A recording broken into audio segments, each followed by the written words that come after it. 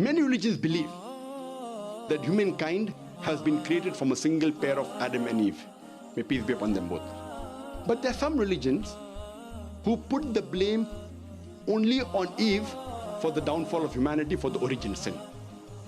But if you read the Quran, the blame for disobeying Almighty God is equally put on both Adam and Eve. May peace be upon them. The Quran says in Surah Araf chapter 7, verse number 19 to 27, Adam and Eve, peace be upon them, they are both addressed more than a dozen times. Both of them, they disobeyed God. Both of them repented and both were forgiven. The blame is equally put on both of them. There is not a single verse in the Quran which puts the blame only on Eve.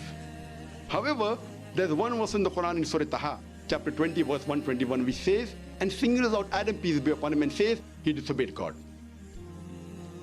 But on the whole, if you read the Quran, the blame is equally put on both of them.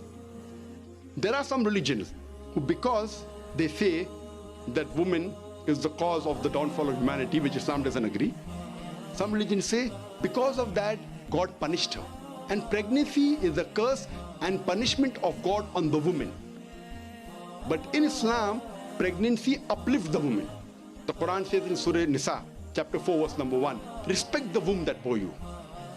The Quran says in Surah Luqman, chapter number 31, verse number 14, we have enjoined on the human beings to be kind to the parents. In travail upon travail did the mother bore them, and in years twain was their weaning. The Quran repeats the message in Surah Ahqaf, chapter number 46, verse number 15. We have enjoined on the human beings to be good to the parents. In pain did the mother bear them, and in pain did she give them birth.